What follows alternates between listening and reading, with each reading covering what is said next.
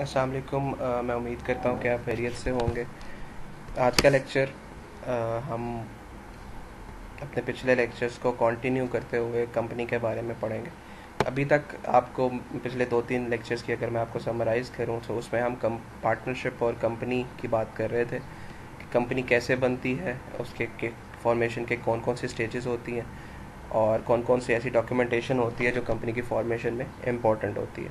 तो आज हम उस के बाद बात करेंगे कंपनी की वाइंडिंग अप के बारे में कि कंपनी कैसे ख़त्म की जाती है, कैसे ऑफिशियल प्रोसीजर होता है। So let's start. Winding up of company से मतलब यह है कि कंपनी को ख़त्म करना। Because company is an artificial person, it is created by law, it is created by someone, and similarly जब इसको ख़त्म करना है तो भी इसको ऑफिशियल प्रोसीजर, एक लीगल प्रोसीजर के थ्रू ख़त्म किया जाता है, जिसको हम वाइंडिंग अप का नाम देते हैं। सो वाइंडिंग अप का मतलब ये है कि कंपनी को लिक्विडेट किया जा रहा है। लिक्विडेशन का मतलब है that all assets of the company will be sold to get cash, and then that cash will be used to pay all the liabilities of the company. So there are different liabilities of the company, like government की कुछ liabilities हो सकती हैं, कुछ lenders की हो सकती हैं, banks की हो सकती हैं, and then obviously the owners of the company as well, shareholders की. So that legal procedure, the official legal procedure through which the company is being bounded up और कंपनी को ख़त्म किया जा रहा है, उसकी डेथ की जा रही है, that is called winding up और liquidation of the company. So company को 3 तरीक़ों से वाइंडिंग अप की जाती है। The first one is compulsory winding up, then we have voluntary winding up, and then voluntary winding up under supervision of court. So one by one हम इसको discuss करेंगे। सबसे पहले हम बात करते हैं कंपल्सरी वाइंडिंग अप की। सो कंपल्सरी वाइंडिंग अप में जो पहला पॉइंट है that is failure to pay date. इसको हम बैंकरप्सी भी कहते हैं, इसको हम डिफ़ॉल्ट भी कहते हैं, इसको हम इंसॉल्वेंसी भी कहते हैं। That whenever a company is unable to pay its debts और its liabilities from its assets. So ऐसी सिचुएशन में, या आसान लफ्ज़ों में अगर आपको बताऊं, सो ऐसी सिचुएशन जिसमें कंपनी इस काबिल नहीं रही कि वो अपनी ज़िम्मेदारियाँ, अपनी फाइनेंशियल ऑब्लिगेशंस, अपनी फाइनेंशियल लाइबिलिटीज़ अपने एसेट से पूरी कर सके, सो इसको हम कहते हैं that the company is not able to meet its liabilities, that mean it is going to be bankrupt, it is going to be insolvent. So that is the first reason, the failure to pay debt, due to which it is mandatory or it is compulsory that the company may be wounded up। ऐसी सूरत में company को ख़त्म कर देना ज़रूरी हो जाता है, बिकॉज कंपनी की लाइबिलिटी लिमिटेड होती है और कंपनी ऑलरेडी इस कंडीशन में नहीं है कि वो अपनी एग्जिस्टिंग जिम्मेदारियां पूरी कर सके। सो जितना ज़्यादा वो कंपनी काम करेगी, हो सकता है उतनी ज़्यादा लाइबिलिटीज़ मेंटेन करती रहे या लेती रहे। सो ऐसी सिचुएशन में उसको उसी वक्त ख़त्म कर देना मैंडेटरी करार दे दिया जाता है, that is called compulsory winding up of the company. The second reason of compulsory winding up is ceases to be a listed company. So मैंने आपको बताया था listed company वो होती है जो स्टॉक एक्सचेंज पे कोटेड है या लिस्टेड है या उसकी शेयर्स की ट्रेडिंग स्टॉक एक्सचेंज के थ्रू हो रही है। सो अगर उसको स्टॉक एक्सचेंज से डीलिस्ट कर दिया गया है ड्यू टू सर्टन एनॉमलीज और due to not fulfilling the legal requirements, तो ऐसी सूरत में ऑब्वियसली उसने एक रूल या लीगल रिक्वायरमेंट्स को ब्रीच किया है, that can be another reason कि उस कंपनी को कंपल्सरी बाइंड अप कर दिया जाए। So here I am talking about may be wounded up, and if we will talk about may be wounded up, that means there is an authority which can decide or which will decide whether the company will be wounded up or not, and that is the court. So court देखते हुए कि company को delist क्यों किया गया है, अगर court को ये लगता है कि कंपनी को फर्दर चलना नुकसान का बायस बन सकता है इकोनॉमी के लिए, कंपनी के लिए, शेयर होल्डर के लिए या किसी भी स्टेक होल्डर के लिए, सो ऐसी सूरत में court may order to wound up that company. Then we have default in delivering statutory report or any statutory requirement. So statutory report और statutory, for example, her public limited company के लिए हर साल एक मीटिंग जिसको हम annual general meeting कहते हैं, यकीनन आपने इसके बारे में पढ़ा होगा, वो हर साल करवाना ज़रूरी होता है। सो लेट्स से कि अगर कोई भी पब्लिक लिमिटेड कंपनी कंसेक्यूटिवली 2 साल एनुअल जनरल मीटिंग नहीं करवाती, तो ऐसी सूरत में उस कंपनी को वाउंड अप करने का ऑर्डर दिया जा सकता है या कोर्ट ऑर्डर कर सकती है कि इस कंपनी को ख़त्म कर दिया जाए। Similarly statutory report public limited company के लिए ज़रूरी होती है, जिसमें पब्लिक लिमिटेड कंपनी अपने कमेंसमेंट से 3 माह से लेके 6 के अंदर अंदर एक मीटिंग अरेंज करवाती है ताकि अपने तमाम शेयर होल्डर्स को या अपने तमाम स्टेक होल्डर्स को कंपनी का ओवरव्यू दे सके। So it is done in the once in the life of a company. पूरी पब्लिक लिमिटेड की कंपनी की लाइफ में एक ही दफ़ा होती है, फ्रॉम कमेंसमेंट के 3रे माह से लेके 6ठे माह के अंदर अंदर। सो अगर कंपनी स्टैट्यूटरी मीटिंग नहीं करवाती, ऐसी सूरत में भी कोर्ट ऑर्डर कर सकता है उस कंपनी को ख़त्म करने का। Then the other reason can be कि कंपनी को सर्टिफिकेट ऑफ कमेंसमेंट लिए हुए 1 साल हो गया, लेकिन अभी भी कंपनी ने बिजनेस स्टार्ट नहीं किया। सो ऐसी सूरत भी कोर्ट ऑर्डर कर सकती है कि कंपनी को वाइंड अप कर दिया जाए। An understandable reason is that the company has already taken money from the general public, उनको शेयर इशू किए हुए हैं। सो उस पैसे के ऊपर कोई, जब कंपनी ने काम स्टार्ट नहीं किया तो ऑब्वियसली प्रॉफिट नहीं आएगा, and there is a risk कि जो लोगों ने शेयर खरीद के पैसा दिया है वो भी डूब सकता है। सो अगर कंपनी सर्टिफिकेट ऑफ कमेंसमेंट के बाद 1 साल तक काम स्टार्ट ना कर सके तो भी कंपनी को ख़त्म किया जा सकता है। And then we have number of members reduced below to minimum as per definition. A private limited company के लिए जो मिनिमम रिक्वायरमेंट है that is 2, and the public limited company this is 7। So अगर ये इस तादाद से भी कम हो जाते हैं तो ऐसी सूरत में भी कंपल्सरी वाउंड अप कर दिया जाता है कंपनी को। Then we have voluntary winding up. Voluntary winding up को 2 सब कैटेगरीज में डिवाइड किया गया है, the members voluntary winding up and creditors voluntary winding up. So पहले बात करते हैं members voluntary winding up. Members mean all the share holders, they decide in a meeting with the special resolution कि company को ख़त्म कर देना चाहिए। That can be due to any reason. हो सकता है कि कंपनी जिस पर्पज़ के लिए बनाई गई थी वो पर्पज़ फुलफिल हो गया, ये हो सकता है कि कंपनी जितने अरसे के लिए बनाई गई थी वो अरसा पूरा हो गया। सो बाय एनी मीन्स, या ये भी हो सकता है कि ये सोचा जाए कि कंपनी अभी तक प्रॉफिट में है, सो कंपनी अगर मज़ीद काम करेगी तो वो लॉस में जा सकती है। So members in majority, 3/4 majority thinks that the company should be wounded up. So इसको हम कहते हैं members voluntary winding up. Members voluntary winding up में डिक्लेरेशन ऑफ सॉल्वेंसी प्रोवाइड करना ज़रूरी होता है। सॉल्वेंसी इंसॉल्वेंसी के बिल्कुल ऑपोजिट है। Declaration of solvency means that the company is able to meet its liabilities from its assets.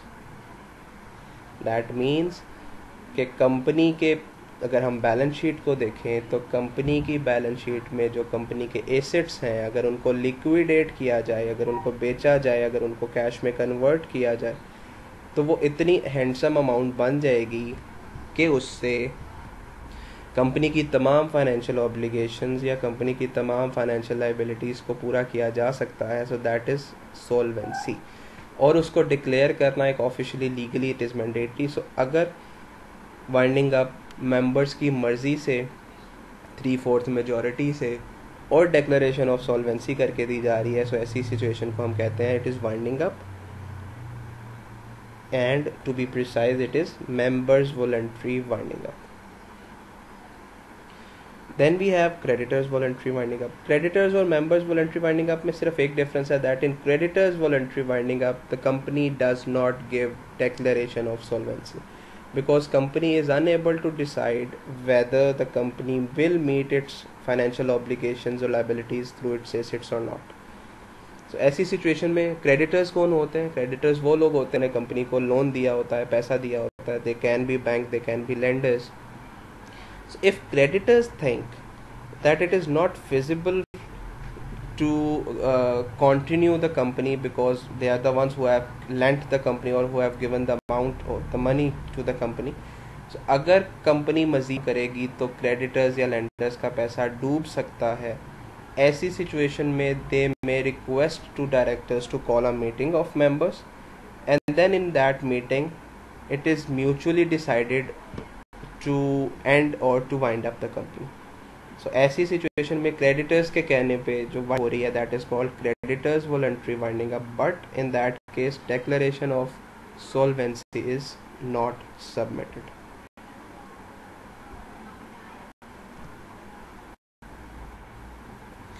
Then we have voluntary winding up under supervision of court. Here I must tell you the difference between the first slide, which was compulsory winding up, and here supervision of the court. They both are two different circumstances.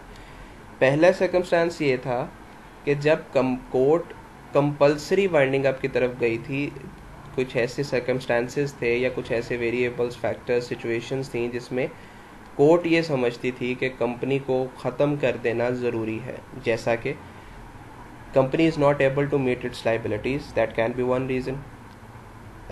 Company जो है वो loss के अलावा आगे चल ही नहीं सकती, that can be another reason. Company के जो मेंबर्स हैं वो मिनिमम जितने रिक्वायर्ड थे एज़ पर लॉ उससे भी कम हो गए, that was a compulsory reason. So ऐसी सिचुएशन में कोर्ट खुद से इन्वॉल्व हुई थी और कोर्ट में order to wind up that company.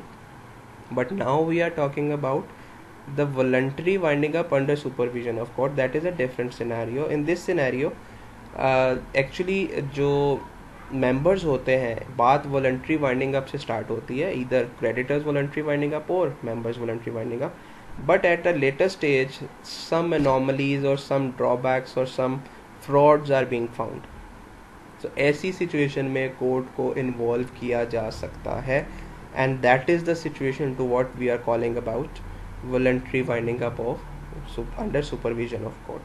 सो कौन कौन सी ऐसी रीजंस हो सकती हैं? The first reason is liquidators are not performing duties well. So पहले तो लिक्विडेटर समझ लें कौन होते हैं. They are the professionals, they are the ones who actually do the process of winding up of the company. ये वो लोग होते हैं, ये वो प्रोफेशनल्स होते हैं जो कंपनी के तमाम एसेट्स को कन्वर्ट करते हैं कैश में, and then they meet all the financial obligations और liabilities through that cash. So ये लिक्विडेटर्स, अगर हम वॉलंटरी की बात करें तो वॉलंटरी में मेंबर्स खुद लिक्विडेटर अपॉइंट करते हैं, उनकी रेमुनरेशन कितनी होगी, वो कौन होंगे, ये मेंबर्स डिसाइड करते हैं. और अगर हम पहले केस की बात करें जिसमें कोर्ट ने ऑर्डर किया था वाइंडिंग अप के लिए, ऐसी सूरत में लिक्विडेटर्स कोर्ट अपॉइंट करता है. But here we are talking about under supervision. So liquidator, क्योंकि ये वॉलंटरी वाइंडिंग अप थी, सो इसलिए लिक्विडेटर्स को मेंबर्स ने ही अपॉइंट किया होगा. But at a later stage it is found कि लिक्विडेटर्स जो हैं वो अपना काम ठीक से नहीं कर रहे. So first thing, they are not performing their duties. The second thing, if they are doing their duties but they are not doing it right way, they are doing it in a partial manner. For example, एक liquidator का काम है कि वो assets को बेच के liabilities को पूरा करे. सो ये तो था फर्स्ट पॉइंट. लेकिन अगर वो बेच रहे हैं और वो प्रॉपर तरीक़ाकार से नहीं बेच रहे, या वो उसको सस्ता बेच रहे हैं, obviously through those assets liabilities will be met. So अगर एसेट्स को उसकी वैल्यू के मुताबिक ना बेचा जाए तो लाइबिलिटीज़ पूरी नहीं होंगी. सो ऐसी सारी सिचुएशन में it is important for a liquidator to sell those assets at a maximum rate that it can be, and through those cash the liabilities of the company will be met. So अगर कोई ऐसा liquidator जो duties तो perform कर रहा है लेकिन ठीक से परफॉर्म नहीं कर रहा, वो एक लाख रुपए का एसेट लेट से जल्दी में 60,000 रुपये का उसने बेच दिया, that will result in loss to the share holders और the actual owners of the company. So ऐसी सिचुएशन में भी कोर्ट इन्वॉल्व हो सकती है. This is the second situation which is called voluntary winding up under supervision of court.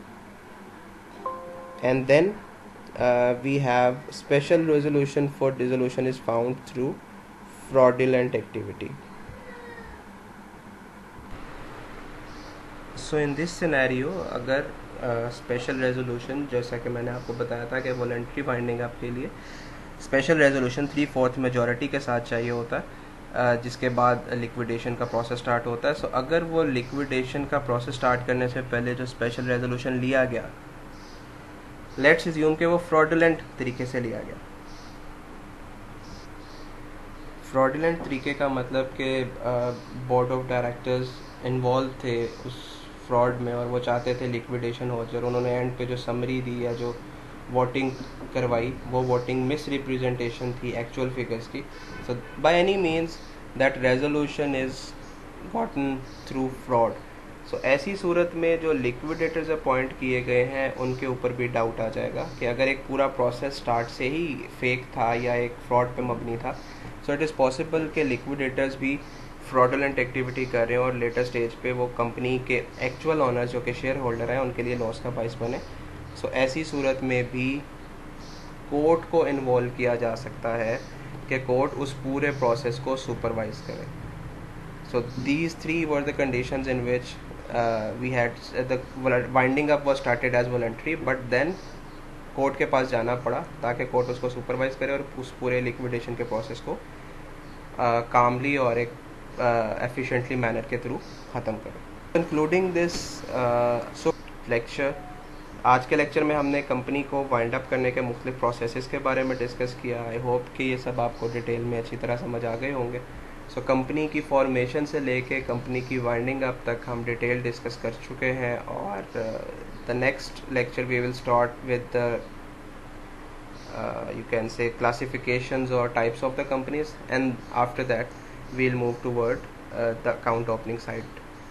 So यहाँ तक आपको जितने क्वेश्चंस होंगे आई वुड रिक्वेस्ट कि आप नोट डाउन कर लें, और मुझसे नेक्स्ट जूम का जो हम सेशन लेंगे उसमें वो क्वेश्चन आंसर सेशन पूछ लिया जाए। Thank you ji.